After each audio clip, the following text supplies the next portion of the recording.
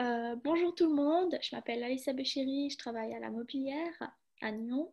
Et puis aujourd'hui, je vais interviewer Amélia qui, a, qui était dans un apprentissage d'assistante en soins et santé communautaire. Donc, Amélia, je te laisse te présenter. Bonjour, je m'appelle Amélia Bressy, j'ai 22 ans. J'ai terminé il y a 2 ans mon CFC d'assistante en soins et santé communautaire que j'ai effectué en Valais à l'hôpital de Sion dans le service de pédiatrie. Voilà, ça a duré 3 ans où j'ai alterné entre les cours à l'école et la pratique sur le terrain.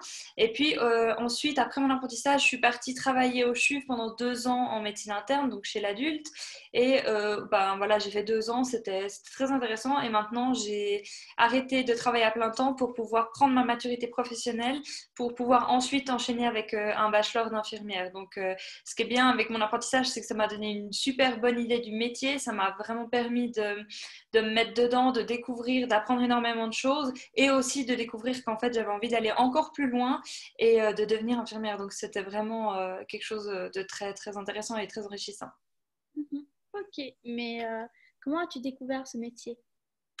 En fait, j'ai une marraine qui est infirmière et une maman qui est infirmière aussi. J'ai baigné dedans déjà quelques années avant de me décider. Et puis, en dernière année du cycle d'orientation, quand moi je l'ai fait, il y avait un stage qui était obligatoire à ce moment-là et j'ai eu la chance de pouvoir le faire en hôpital. Voilà, en fait, j'ai fait ça à ce moment-là sur l'hôpital de Viège et ça a vraiment confirmé mon choix pour ce métier-là. Donc, ensuite, j'ai pu trouver ma place d'apprentissage et Mhm. j'ai jamais vraiment douté de mon choix professionnel non plus. Ok. Bah là, on a une question de Anne. Elle dit, qu'est-ce qui vous plaît le plus dans ce métier? Ce qui me plaît vraiment le plus, je dirais, c'est le contact avec les gens parce qu'on a vraiment une relation, on met en place une relation de confiance avec nos patients qui est quand même importante et très enrichissante parce que nous, on apporte aux patients des soins et notre connaissance du métier, mais le patient nous apporte aussi, voilà, il vient à l'hôpital avec ses bagages, son chemin de vie. Donc il y a d'une part ça et d'autre part le côté technique que ça demande, la réflexion permanente sur tout au long de la journée l'évolution en fait clinique du patient, etc. Voilà tout ce qui est de calcul de médicaments, de dosage, tout ce qui est des gestes techniques aussi. Mhm. D'accord. Donc, bah, est-ce qu'il faut avoir des notes spécifiques ou des papiers en plus pour pouvoir faire cet apprentissage? Non, alors, franchement, moi, quand j'ai commencé d'abord par l'école de culture générale parce que d'abord, c'est par cette voie-là que je voulais devenir infirmière et je me suis très rapidement rendu compte que c'était beaucoup trop théorique par rapport à ce qui m'intéressait et que j'avais vraiment envie de faire quelque chose de concret. En fait, même la première année d'école de culture générale, j'ai été en échec et malgré ça, voilà, j'ai doublé mon année de culture générale et pendant la deuxième fois que je faisais la première année, je suis partie en apprentissage. Donc non, à ce moment-là, j'avais pas des notes faramineuses et puis ça m'a pas empêché quand même de pouvoir trouver une super bonne place. Après, voilà, le dossier que vous constituez est très important parce que c'est là qui va faire votre première impression. Et après, l'entretien d'embauche est vraiment primordial. C'est là où vous allez pouvoir vous démarquer des autres et puis montrer ce que vous valez et pourquoi est-ce que vous, on doit vous engager plutôt qu'une autre. Focalisez-vous pas que sur les notes que vous avez, mais aussi sur la manière dont vous allez vous présenter à votre futur patron. C'est vraiment ça qui est hyper important. Ok. Là, on a une question anonyme. Quelles sont les choses désagréables ou difficiles dans une journée de travail? Parce que ça ne doit pas être simple d'être infirmière, donc il y a des choses positives et d'autres Comme dans tous les négatives. métiers, il y a des choses qui sont moins drôles que d'autres, mais ça c'est normal, hein, vous allez être confronté à ça, peu importe le métier que vous choisissez. Après, voilà, au début, il y a tout ce qui est un petit peu les odeurs qui peuvent être un peu perturbantes parce qu'on n'a pas l'habitude, et puis c'est vrai que c'est quelque chose un peu contre-naturel d'être confronté aux odeurs des autres comme ça. Il y a tout ce qui est un petit peu des aspects du sang ou des plaies, enfin au début, ça peut être un peu surprenant. Après, on s'habitue, avec l'expérience, on finit par apprendre à gérer ça, c'est plus du tout gênant. Mais voilà, c'est des petites choses comme ça. Et puis après, il y a des fois des contacts dans des situations qui sont difficiles, où on a de la peine à créer un lien avec le patient ou avec la famille. Et ça peut être un peu frustrant des fois parce que nous, on aimerait pouvoir interagir avec tout le monde du mieux possible. Et des fois, on n'y arrive pas. Donc c'est vrai que c'est un côté un petit peu frustrant. Mais voilà, ça fait partie du métier. On le fait avec. Mhm. Ok. Et Je voudrais aussi savoir, il y aura encore une question justement qui est anonyme. Elle dit combien d'années d'études pour être médecin ou pédiatre? Est-ce que tu le saurais par hasard? Non, alors ça, je ne saurais pas vous dire exactement. Je sais que bon, vous avez plusieurs manières d'y arriver, hein. Bon, la plus connue, c'est de faire d'abord le collège et ensuite de partir à l'université en médecine, puis ensuite de choisir la pédiatrie. Mais je ne sais pas exactement combien d'années ça englobe. Après, c'est pas parce que vous choisissez une autre voie que vous allez forcément fermer la porte à l'université. Et ça, c'est important de le savoir. Vous pouvez commencer par un CFC. Et à l'heure actuelle, en Suisse, il y a énormément de passerelles qui vous permettent de rejoindre d'autres voies professionnelles telles que la maturité, une haute école ou l'université. Donc après, c'est à vous de vous renseigner plus vers votre orientateur scolaire pour savoir exactement combien d'années c'est. Mais je sais que bon, pédiatre, c'est quand même un bon petit bout d'années d'études. Mais si vous êtes motivé, vraiment, n'hésitez pas à y foncer, quoi. Ok, bah parfait, comme ça répond à la question. Et il y a encore une autre question anonyme, ils disent quelle est la chose la plus importante dans ce métier? L'amour du métier, je dirais. C'est important parce on va très vite savoir si vous n'aimez pas votre métier. Le patient va le ressentir, la famille va le ressentir et ça va vraiment empêcher le lien de se créer entre eux et vous. Et c'est quelque chose qui est important hein, pour pouvoir aussi supporter ce qui va se passer au quotidien, parce qu'il y a vraiment des moments ou des situations qui vont être compliquées, c'est d'aimer votre métier. Et franchement, c'est le message que je fais passer depuis des années, depuis que j'ai commencé à parler aux futurs apprentis. C'est vraiment choisissez un métier duquel vous allez être passionné, parce que c'est ce qui va vous faire vous lever tous les jours. Et c'est vraiment important que vous ayez du plaisir à aller travailler. Ça va se ressentir sur votre travail et ça va se ressentir aussi avec vos collaborateurs, votre patron. Donc, c'est la seule chose que j'ai à vous dire. Vraiment, choisissez quelque chose qui va vous plaire à fond, quoi. Ce sera tellement plus facile après que...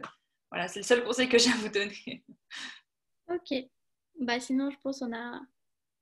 euh, il y a encore une autre question qui était posée. Par exemple, ils disent bah, quelle chose était plus compliquée au début? Bah, ça rejoint un petit peu la question à laquelle j'ai répondu avant. C'était vraiment un petit peu toutes ces histoires d'odeur, de la vue de certaines plaies auxquelles on n'a pas du tout l'habitude d'être confronté. Puis c'est vrai que quand on arrive, les collègues, ça fait déjà un bon moment qu'elles pratiquent le métier, donc elles ne pensent pas forcément à vous quand vous venez d'arriver. Et c'est vraiment, enfin voilà, moi ça m'est arrivé aussi avec des apprentis que j'ai encadrés, hein. Et c'est vrai que des fois c'est un peu surprenant, mais enfin voilà, c'est en étant confronté aux choses qu'on s'y fait. Donc ça rejoint un petit peu ce que j'ai dit avant en fait. Ok. Bah, ton travail se fait-il plutôt en solitaire ou en équipe? Clairement en équipe. On ne peut pas travailler seul dans les soins, c'est pas possible. Et heureusement d'ailleurs, parce que des fois, on a vraiment besoin de notre équipe. Donc, tout d'abord, on a bah, voilà, nos collègues infirmières, nos collègues assistantes en soins. Et puis ensuite, on a les médecins, les physiothérapeutes, les ergothérapeutes. Donc, on travaille vraiment avec une multitude de disciplines, une profession différente. Et c'est ce qui rend ce métier extrêmement riche aussi. C'est parce que ça nous permet d'échanger tous les jours avec des corps de métier qui finalement se regroupent dans la santé, mais qui diffèrent quand même de notre rôle propre à nous. Et c'est hyper intéressant. Oui, bah, c'est sûr, c'est plus simple de travailler en équipe que d'être tout seul parce que c'est sûr que, bon, avec des patients, des fois, qui sont assez durs, Ah, c'est sûr, ça peut être simple. c'est sûr. Il t'est déjà arrivé d'avoir des patients qui sont pas faciles à gérer Bien parce que... sûr. Bien sûr, ça arrive régulièrement parce que voilà, il y a des patients qui sont là contre leur gré déjà, donc c'est déjà une première situation qui peut être compliquée à gérer, c'est d'essayer de leur faire accepter les soins sans pour autant les forcer parce que bah, on ne peut pas hein, imposer à quelqu'un un soin. Donc ça, c'est d'une part une chose, et d'autre part, il y a tout ce qui est de la personne âgée qui va être dans une situation de démence et qui va vraiment pas comprendre pourquoi elle est là et pourquoi est-ce qu'on veut lui proposer des soins. Donc c'est des situations qui pour nous demandent vraiment une adaptation en fonction de la personne qu'on a en face de nous et de sa pathologie. Donc voilà, ça se regroupe avec différentes catégories de personnes. On peut retrouver ces situations-là chez l'enfant, chez l'adulte qui est là contre son gré ou qui est là pour des pathologies telles que la toxicomanie ou l'alcoolisme, et chez la personne âgée qui présente par exemple des démences. Donc ça c'est une liste non exhaustive hein, des situations auxquelles on peut être confronté, mais c'est tous des exemples qui peuvent nous confronter à des gens qui refusent les soins et avec lesquels on doit essayer Pas de, du tout de du faire métier en fait pour leur apporter, pour leur expliquer pourquoi est-ce qu'ils devraient accepter le soin. Mhm. Ok. Et puis, bah, justement, je voulais savoir aussi, est-ce que vous utilisez des outils particuliers pour répéter cette Oui, étude? alors oui, évidemment, on utilise tout ce qui est matériel de perfusion, donc des venflons. Bah, si je commence dans les mots techniques, ça va parler à personne, mais ça, c'est comme tout corps de métier. On a notre matériel de soins à nous, des sets à pansement, des pinces particulières, toutes sortes de médicaments, toutes sortes de désinfectants. Mais voilà, après ça, on apprend à utiliser pendant l'apprentissage, pendant nos années de pratique. Et de toute façon, la médecine évolue, donc notre matériel avec. Donc voilà, on apprend au fur et à mesure des nouveautés. Oui. Et puis, si je ne me trompe pas, ton apprentissage, c'était sur 3 ans ou sur Oui, 4? non, Sur 3 ans, exactement. Oui, oui, 3 ans. 3 ans. Et puis, normalement, un an avec la maturité, qui fait 4 ans, c'est ça? Non, alors ils ne le proposent pas actuellement, en tout cas pas dans le canton du Valais. Je sais que ça avait été proposé une période, mais que ça n'avait pas très bien fonctionné au niveau du taux de réussite en fait. Donc pour l'instant, c'est une alternative qui est plus proposée, ce que je trouve personnellement dommage, mais voilà, ça c'est mon opinion. Donc il faut lancer la maturité une fois que vous avez terminé votre CFC. Donc c'est Ok. actuellement ce que je suis en train de faire en fait. Mhm. Donc, tu fais la maturité à côté, pas intégrée. Non, professionnel post-CFC en fait. Mais pour l'instant, dans le canton du Valais, c'est la seule option pour avoir une maturité post-CFC. Mhm. Ok. Dans le domaine de la santé en tout cas, hein. Je sais qu'il y a des métiers où c'est intégré, mais dans le domaine des soins, c'est comme ça. Mhm. Et puis, on a encore une autre question anonyme, c'est les horaires sont durs. Je ne sais pas, parce que comme tu es infirmière, il faut travailler de nuit aussi, et puis ça doit pas être simple. C'est sûr que c'est un point à prendre en compte quand on choisit ce métier-là. Il faut partir en toute connaissance de cause parce que si vous vous plaignez de jamais avoir de week-end ou Noël ou Nouvel An, ça, voilà, c'est quelque chose qui va forcément arriver. Vous allez devoir choisir entre avoir congé à Noël ou à Nouvel An.